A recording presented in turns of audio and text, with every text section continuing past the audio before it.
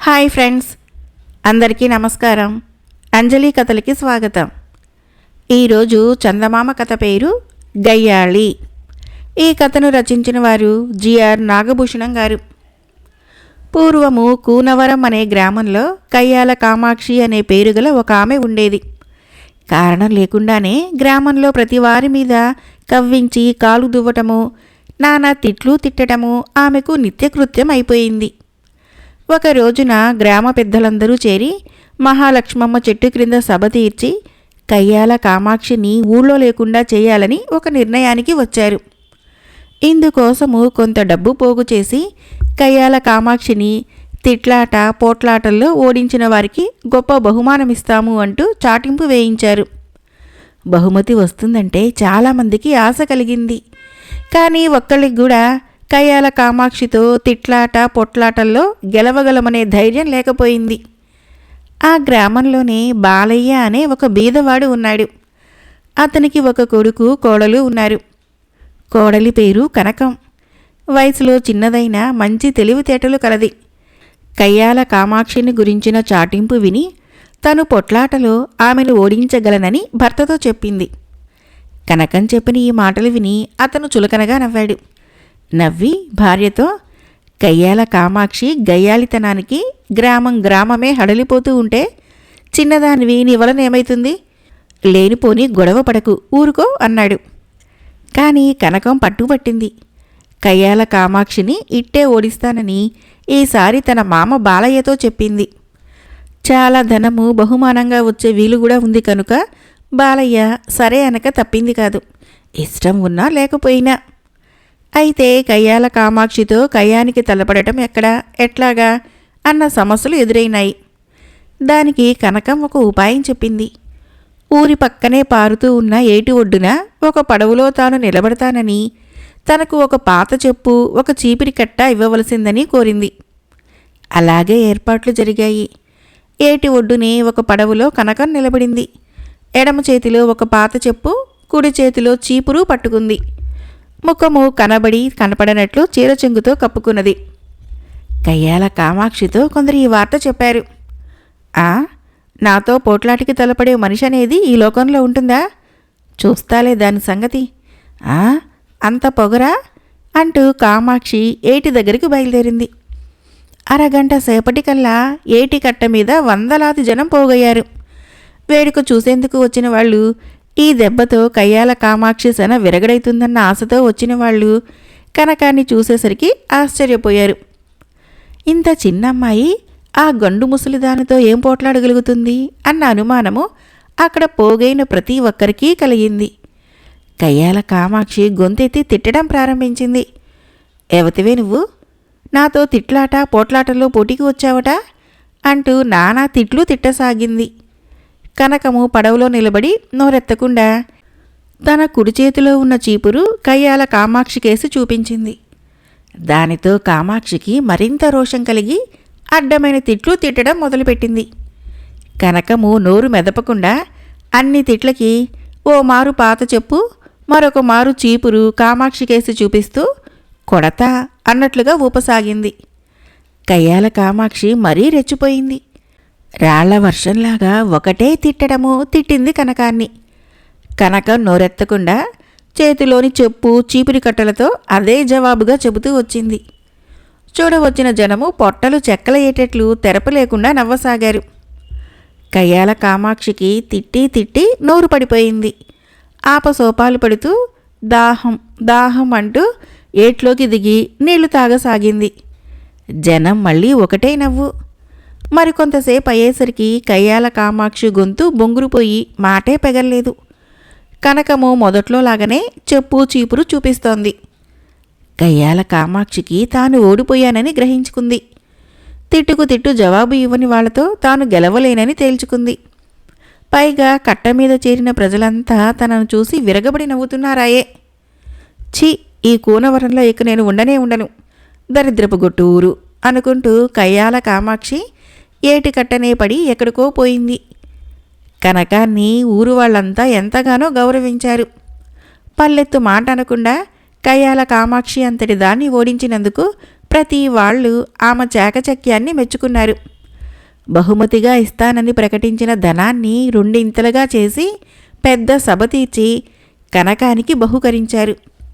ఆ ధనంతో తమ పేదరికం పోయి సుఖించారు కనకము భర్త, ఆమె మామ బాలయ్య. మరొక కథ పేరు ఆప్తులెవరు. ఈ కథను రచించిన వారు పి. నీలవేణి గారు. పూర్వము ధర్మదత్తుడు అనే వైశ్యోత్తముడు ఒకడు ఉండేవాడు. అతనికి రాజదత్తుడు, ధనదత్తుడు అనే 2 కుమారులు. ధర్మదత్తుడు మొదట నిరుపేద, కానీ అదృష్టబలం వలని చాకచక్యం వలను కోట్లు ఆర్జించాడు. ఈనాడు ధర్మదత్తుని ఓడలు విహరించని సముద్రాలు లేవు. అతని అనుచరులు గాలించని దీవులు లేవు. అతని చేతుల్లో నుంచి మారి లాభం తెచ్చిపెట్టని దినుసులు గాని వస్తువులు గాని లేవు. ధర్మదత్తుడు 50 పైబడ్డాడు. కుమారులిద్దరికీ పెళ్లిళ్ళయ్యాయి. వర్తకపు మెలకువలు తెలుసుకొని తండ్రికి చాలా తోడ్పడుతున్నారు. ఇప్పుడు ధర్మదత్తుడికి ఎటువంటి చీకులు చింతలు లేవు. అయినా అతని మనసుకి ఏదో వెలితిగా ఉంటున్నది. ఒక రోజున అతను ఇలా ఆలోచించాడు. నా కుమారులిద్దరూ నా అంతటి వాళ్ళయ్యారు. ఇక వాళ్ళకి నా సాయం అక్కరలేదు. నాకు ముసలితనం వస్తున్నది. ఇంతవరకు చెప్పుకోదగిన ఒక్క ఉపకారమైనా నేను ఎవరికీ చేసి ఉండలేదు. వ్యాపారంలో నా వల్ల చెరుపు పొందిన వారు చాలామంది ఉండుంటారు. వారిలో ఒకరికైనా సాయం చేస్తే పరమార్థం సాధించినట్లు అవుతుంది. కొంత మనశ్శాంతి కలుగుతుంది. ఈ ఆలోచన కలిగిన వెంటనే ధర్మదత్తుడు పుత్రులిద్దరినీ పిలిపించి వ్యాపారమంతా వాళ్ళకి ఒప్పగించాడు. కిటుకులన్నీ చెప్పాడు. తర్వాత, నాయన్లారా, నేను రేపు వేకువనే లేచి దేశాంతరం బయలుదేరుతున్నాను. కొన్నాళ్ల వరకు తిరిగి రాను అని చెప్పాడు. ఈ వార్త విని కొడుకులు కొంత విచారం వెలుబుచ్చారు. కానీ పెత్తనం చేజిక్కినందుకు మనస్సులో సంతోషంగానే ఉంది. మరునాడు ధర్మదత్తుడు పెందలకడనే లేచి దేశాంతరం వెళ్ళటానికి సిద్ధమయ్యాడు. కొడుకులిద్దరినీ పిలిచి, అబ్బాయిలు వెళ్ళి వస్తాను, భద్రం అని చెప్పి ముందంజ వేశాడు. అతని చేతిలో ఒక చిన్న సంచి మాత్రం ఉంది. కొడుకులిద్దరూ సంచిని చూశారు, కానీ దానిలో ఏముందో గమనించలేదు. ఆ సంచిలో ఏముందో తెలిస్తే వాళ్ళు చాలా ఆశ్చర్యపోయేవాళ్ళు. ధర్మదత్తుడు దేశాంతరం వెళుతున్నానన్నాడే గాని నగరం విడిచి ఎక్కడికి వెళ్ళలేదు. పొద్దుపోయిందాకా ఊరకనే అటూ ఇటూ తిరిగి కాలక్షేపం చేశాడు. చీకటి పడగానే నగరంలో ఒక కొసన నిరుపేదలు నివసించే పేటలోకి వెళ్ళి ఒక నిర్జన ప్రదేశంలో వేషం మార్చేశాడు. చింకి బట్టలు కట్టాడు. ఇప్పుడు అతన్ని ఎవరూ గుర్తుపట్టలేనంతగా మారిపోయాడు. బాగా పొద్దుపోయింది. చలికాలం కావటం వలన ఎవరింట్లో వారు తలుపులు బిడాయించుకొని పడుకున్నారు. అక్కడక్కడ కుక్కలు మాత్రం మురుగుతున్నాయి. ధర్మదత్తుడు పోయి ఒక గుడిసె దగ్గరాగి, అమ్మా, చాలా దూరం నుంచి వచ్చాను. ముసలివాణ్ణి, అలసిపోయాను. ఈ రాత్రికి ఆశ్రయం ఇస్తారా నాకు అని అడిగాడు. ఎవరినైనా లోపలికి రండి అంటూ నెమ్మదిగా ఒక స్త్రీ కంఠం వినిపించింది. ధర్మదత్తుడు తడిక నెట్టుకొని లోపలికి ప్రవేశించాడు. ఆ గుడిసెలో ఉంటుందెవరో ధర్మదత్తుడికి బాగా తెలుసు. ఒక వితంతువు, ఆవిడ పిల్లలు 3 ఉంటున్నారు. చాలా రోజుల క్రితము చనిపోయిన సోమగుప్తుడి కుటుంబం అది. ఈ సోమగుప్తుడు ఒకప్పుడు వాణిజ్యంలో ధర్మదత్తుడితో పోటీ చేశాడు. కానీ నెగ్గలేకపోయాడు. అతని సంసారం చితికిపోయింది. చివరకు అతడు దివాళా తీసి ఆ బెంగతోనే కృంగి కృశించి చనిపోయాడు. అతని భార్య ఇప్పుడు నగరం చివర నిరుపేదలు నివసించే పేటలో ఒక గుడిసెలో ఉంటూ కష్టంగా కాలం వెళ్ళబుచ్చుతోంది. గుడిసెలోకి అడుగుపెట్టగానే ధర్మదత్తుని గుండెనెవరో కలిచినట్లయింది. ఈ కుటుంబం దుస్థితికి నేనే గదా కారకుణ్ణి అనుకున్నాడు. వాళ్ళెవరూ అతన్ని గుర్తుపట్టలేదు. ప్రీతిగా ఆహ్వానించి సత్కరించారు. ఆ కుటుంబాన్ని చూడగానే ధర్మదత్తుడికి ఎంతో ముచ్చట వేసింది. వారి ముఖాన దారిద్ర్యపు గుర్తులున్నాయి. కానైతే ఎట్టి విసుగు, బాధ లేదు. తన ఇంట్లో అష్టైశ్వర్యాలు ఉండేవి. కానీ ఒకరిని చూస్తే ఒకరికి పడేది కాదు. నౌకర్లు సైతం కాట్లాడుకునేవాళ్ళు. ధర్మదత్తుడు ఆ రాత్రికి వారింట్లోనే భోజనం చేసి అక్కడే పడుకున్నాడు. పంచభక్ష పరమాన్నాలు లేకపోయినా ఉన్న దాంట్లో లేదనకుండా ప్రీతితో పెట్టారు. అతనికి అది అమృత తుల్యమనిపించింది. ప్రొద్దుటే లేచి తల్లి వెళ్ళి వస్తాను, ఊళ్ళో పని ఉంది అన్నాడు. కానీ ఇంటావిడ బయటికి వెళ్ళిన పూటకూళ్లే గదా, ఇక్కడే ఉండమని బలవంతం చేసింది. లోలోన సంతోషిస్తూ ధర్మదత్తుడు సరేనన్నాడు. ఇలా 10 రోజులు గడిచాయి. ధర్మదత్తుడు ఆ ఇంట్లోనే తృప్తి మేర ఆతిథ్యం పొందాడు. ఒకరోజున అతను ఇలా అన్నాడు, నేనెవరినో ఎరక్కపోయినా వెంటనే ఆశ్రయం ఇచ్చారు. మీరు నిజంగా చాలా మంచివారమ్మా. అయ్యో నాయనా, ఎవరైతేనేం, ఒక పూట పెట్టినంత మాత్రాన మా భోగభాగ్యాలు తరిగిపోతాయా అన్నది ఇంటావిడ. ఎక్కడి ఒక్క పూటమ్మా, నేను 10 రోజుల నుంచి ఇక్కడే తిష్టవేశానే అన్నాడు అతను. అయితేనేం నాయనా, నీకోసం మేము ప్రత్యేకంగా శ్రమపడేదేముంది, ఉన్నదానిలో ఇంత తింటున్నావు, పడి ఉంటున్నావు. నీవైనా పెద్దవాడివి, ఈ పరాయి దేశంలో ఎక్కడా ఏం తిప్పలు పడతావు అన్నది ఆవిడ. ఇక ధర్మదత్తుడు నిజం చెప్పకుండా ఉండలేకపోయాడు. అతడన్నాడు, అమ్మా, నేను నిజంగా పరదేశీని కాదు, ఈ ఊరివాడినే. నా పేరు ధర్మదత్తుడు, గుర్తుపట్టారా నన్ను ఇప్పుడైనా? ధర్మదత్తుని గురించి వినటమే కానీ ఎన్నడూ చూడలేదు నాయనా. అయినా ధర్మదత్తుడు కోటీశ్వరుడట గదా, ఈ చింకి బట్టలతో నువ్వు ధర్మదత్తుడు అంటే ఎవరు నమ్ముతారు అంది ఆవిడ. అప్పుడు ధర్మదత్తుడు సోమగుప్తునికి తనకు వ్యాపారంలో పోటీ జరగటము, సోమగుప్తుడు దివాళా తీయటము, ఆ కథ అంతా చెప్పాడు. కొన్ని కారణాల వలన తన స్థితిగతులు దిగజారిపోయాయని, అందువలన తాను ఆశ్రయం వెతుక్కుంటూ వచ్చానని కూడా చెప్పాడు. ఆవిడ పల్లెత్తు మాట అనలేదు. ఒక నిట్టూర్పు విడిచి, నాయనా, జరిగిందానికేం, పెద్ద వయసులో ఎక్కడికెళ్ళి మాత్రం ఏం చేస్తావు, మా ఇంటిలోనే ఉండిపో, నీకే లోటు రాకుండా చూస్తాము అన్నది ఎంతో ఆప్యాయంగా. ధర్మదత్తుడు సరేనంటూ ఒకసారి మాత్రము నగరంలోకి వెళ్ళి వస్తానన్నాడు. ఆ సాయంకాలమే ధర్మదత్తుడు వెంట తెచ్చుకున్న సంచి పట్టుకొని తిరిగి ఇంటికి వెళ్ళాడు. తండ్రిని చూసి రాజదత్త, ధనదత్తలిద్దరూ, నాన్నా వచ్చావా, నీ సంగతే రోజు అనుకుంటున్నాము అన్నారు. అందుకు ధర్మదత్తుడు, అత్యవసరమైన చోట ఒక పని తగిలింది, అందుకని వచ్చాను. వెంటనే ఒక 25,000 మాడలు కావాలి అన్నాడు. అయ్యో, ఇప్పుడెలా, ఇంటిలో రొక్కం లేదే అని పెదవి విరిచాడు పెద్దవాడు. ఇంత మొత్తం ఇప్పుడెందుకు అన్నాడు చిన్న కొడుకు. ఈ మొత్తము నేను ఒకరికిచ్చి సాయపడదలుచుకున్నాను అంటూ సోమగుప్తుని కుటుంబ సంగతంతా చెప్పాడు ధర్మదత్తుడు. ఇది విని అతని కుమారులు మండిపడ్డారు. చెమటోడ్చి సంపాదించిన ధనమంతా ఈ విధంగా కానివాళ్లకు పంచిపెట్టి గంగపాలు చేస్తావా, లోకంలో ఎక్కడన్నా ఉందా ఇట్లాంటివి అని లేచారు. వాళ్ళ కేకలు విని నలుగురూ పోగయ్యారు. అప్పుడు ధర్మదత్తుడన్నాడు, అబ్బాయిలు ఆగ్రహపడకండి, మీకు నేను కోట్లు సంపాదించి ఇచ్చాను, పెంచి పెద్దవాళ్ళని చేశాను. కానీ మీరు నా నిమిత్తము 25,000 మాడలు ఇవ్వలేకపోయారు. మీ సంగతి నాకు ముందుగానే తెలుసు, అందుకని తగు జాగ్రత్తలోనే ఉన్నాను. ఇదిగో చూడండి అని సంచి విప్పి చూపించాడు. దానిలో లక్షలు ఖరీదు చేసే మణులు, రత్నాలు ఉన్నాయి. కొడుకులిద్దరూ తెల్లబోయారు. అందరూ ఆశ్చర్యపడ్డారు. ధనదత్తుడు మాత్రము విచారంగా బయటకు నడిచాడు. ఆ సాయంకాలం వేళ వేదనగా తిరిగి వచ్చిన ధర్మదత్తుణ్ణి చనిపోయిన సోమగుప్తుని భార్య, పిల్లలు ప్రీతితో ఆహ్వానించారు. ధర్మదత్తుడు ఎక్కడికి వెళ్ళి వచ్చింది, ఆ సంచి విషయమై ఎంత రగడ జరిగింది మాత్రము వాళ్లకు తెలియదు. మరొక కథ పేరు దీపం మారింది. ఈ కథను రచించిన వారు పాలంకి వెంకట రామచంద్రమూర్తి గారు. అనగనగా ఒక పల్లెలో ఒకానొక చాకలి ఉండేవాడు. ఆ చాకలికి ఒక గాడిద ఉండేది.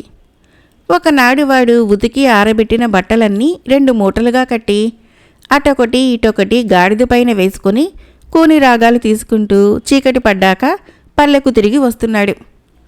కొండ పక్కనే ఏదో శబ్దం వినిపించి ఆగాడు. ఆ శబ్దం వచ్చిన దిక్కుకు వెళ్ళాడు చాకలి. చూడగా అతడు గుండె నొప్పుతో అమితంగా బాధపడుతూ ఉన్న ఒక పరదేశి.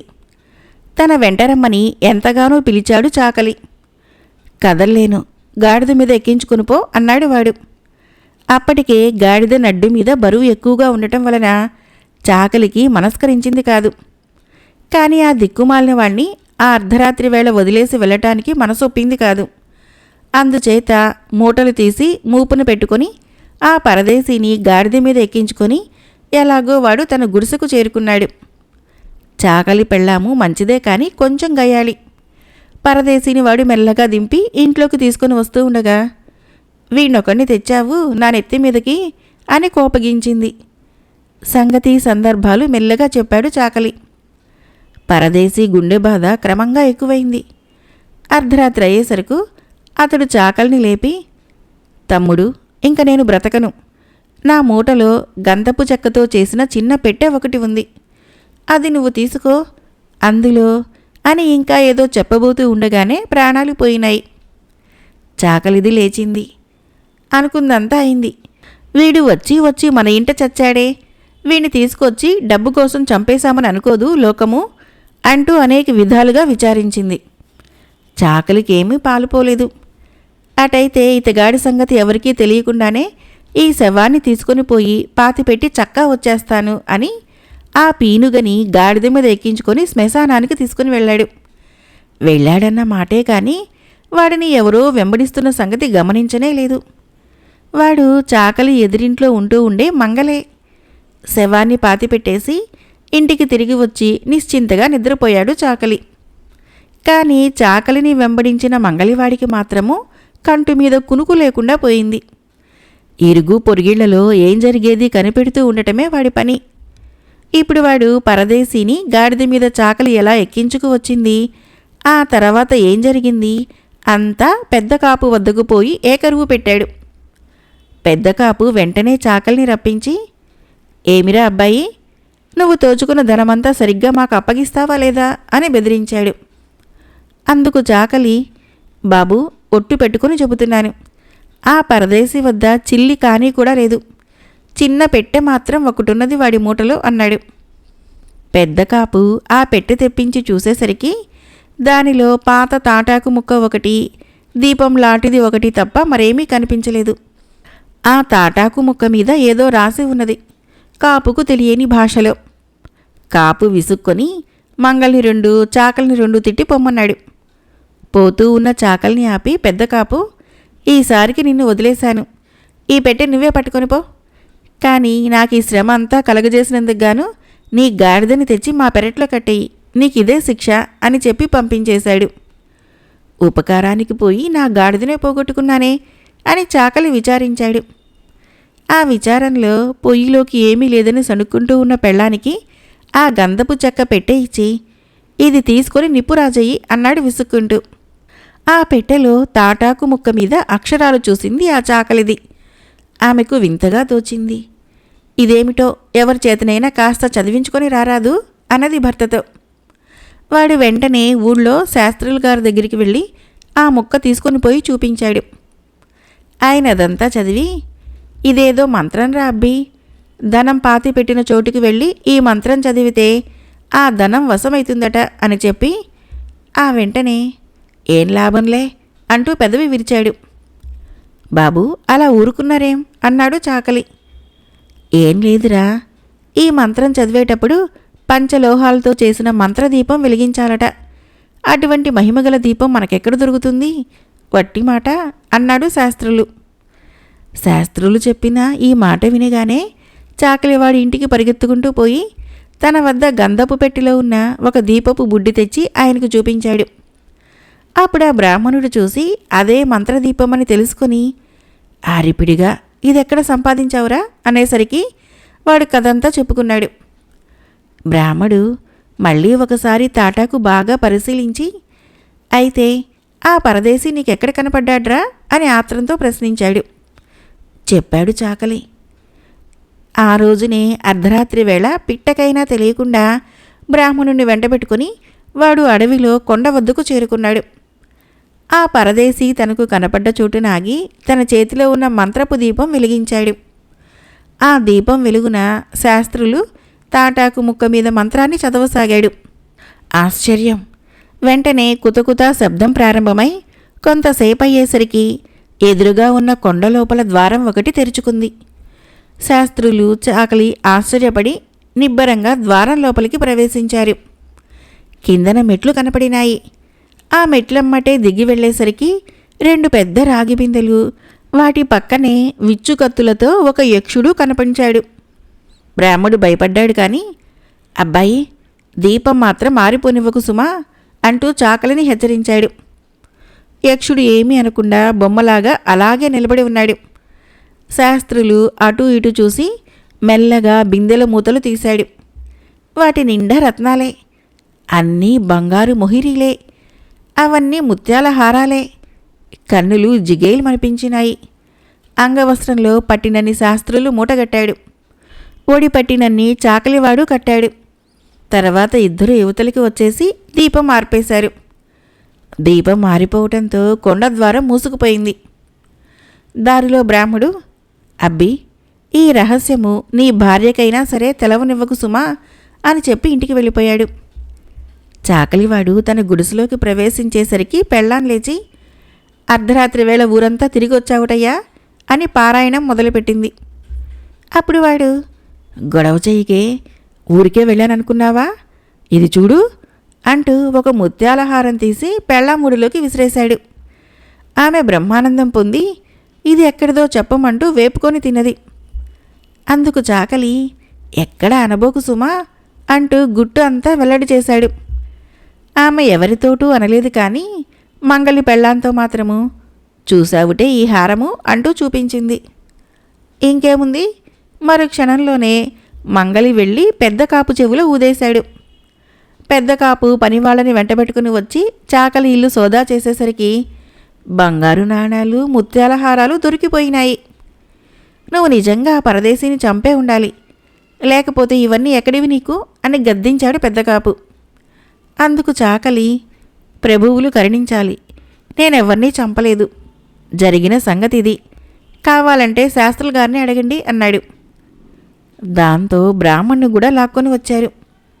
బ్రాహ్మణుడు గడుసువాడు కనుక మెల్లగా, అయ్యా పెద్ద కాపు గారు, ఎందుకు వచ్చిన రభస, ఈ రాత్రి మిమ్మల్ని తీసుకుని వెళ్తాం రండి, మీకు కావలసినంత సంపద మీరు తెచ్చుకోవచ్చు అని చెప్పి సముదాయించాడు. పెద్ద కాపు ఒప్పుకొని ఆ రాత్రి వాళ్లతో కూడా ప్రయాణమయ్యాడు. వాళ్లతో పాటు మంగలి కూడా వెంటపడ్డాడు. ఇదివరకులాగానే చాకలి మంత్రపు దీపం వెలిగించి చేత పట్టుకోగానే ఆ వెలుగున బ్రాహ్మణుడు మంత్రం చదవసాగాడు.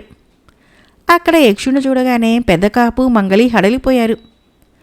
మీరిద్దరూ పోయి సొమ్ము తీసుకుని రండి, ఎవళ్ళూ రాకుండా మేమిక్కడ కాపలా ఉంటాము అన్నారు. అలవాటు పడ్డ బ్రాహ్మడు చాకలి గభీమని లోపలికి పోయి నలుగురికి సరిపడినన్ని నాణాలు, హారాలు మూటగట్టారు. ఈలోగా బయటనున్న మంగలి పెద్ద కాపుతో, బాబు, సొమ్ముతో బయటికి వచ్చాక తాటాకు కూడా మనమే లాగివేయాలి అని సలహా చెప్పాడు. అదే నేను అనుకుంటున్నా, వీళ్ళ భరతం పట్టడం ఎంతసేపులే, అంతా నా చేతిలోని పనే అన్నాడు అహంకారంతో పెద్ద కాపు. ఇంతలో బ్రాహ్మడు చాకలి బయటికి వచ్చి, ఇవిగో మీ వాటాలు అంటూ వాళ్ళు తెచ్చిన మూటల్లోవి కొన్ని తీసి ఇచ్చారు. అందులో లక్షల విలువలు గల మణులు, మాణిక్యాలు ఉన్న మంగలికి పెద్ద కాపుకి చాలదని అనిపించింది. ఇంతేనా అక్కడున్నది అని అడిగాడు కాపు. ఇంతేమిటి అంతేమిటి, దీనికి 1000 రెట్లున్నది ఆ బ్రహ్మాండమైన బిందెలలో, అంతా తేవటానికి ఎవరి వలనైతుంది అన్నాడు బ్రాహ్మడు. తేలేకపోవటం ఏంటి, మేం తెస్తాముండవయ్యా అంటూ పెద్ద కాపు మంగల్ని వెంట పెట్టుకుని వెళ్ళి పర్వత ద్వారం ప్రవేశించి ఈ మారు ధైర్యంతో మెట్లు దిగి వెళ్ళాడు. వాళ్ళిద్దరూ అలా లోపలికి ప్రవేశించారో లేదో పెద్ద గాలి వచ్చి మంగలి చేతిలో ఉన్న దీపం కాస్త ఆరిపోయింది. దీపం ఆరిపోవటంతో కొండ ద్వారం మూసుకుపోయింది. శాస్త్రులు ఆశ్చర్యపోయి చాకలితో, చూసావుట్రా అబ్బి, వీళ్ళు అత్యాశకు పోతే ఏమైందో, ఇది మనకి ఒక గొప్ప పాఠమే అంటూ వాడిని వెంటబెట్టుకుని ఇల్లు చేరుకున్నాడు. మరొక చిన్న కథ పేరు ఆడి తప్పడు. ఈ కథను రచించిన వారు కూడా పాలంకి వెంకటరామచంద్రమూర్తి గారే. శ్రీరంగపురంలో చిట్టి వెంకప్ప అనే ఒక గొల్లవాడు ఉండేవాడు. అతనే కాదు, ఆ ఊరిలో చాలామంది గొల్లవాళ్ళున్నారు. వాళ్ళందరికీ పాలవర్తకమే జీవనోపాధి. అందుచేత ఒక్కొక్కళ్ళకి బోలెడన్ని పాడి పశువులు ఉండేవి. ఆ పాలవాళ్ళందరూ బాగా ధనవంతులై మంచి అభివృద్ధిలో ఉంటూ వచ్చారు. వాళ్ళ అభివృద్ధికి ముఖ్యమైన కారణం ఒకటున్నది.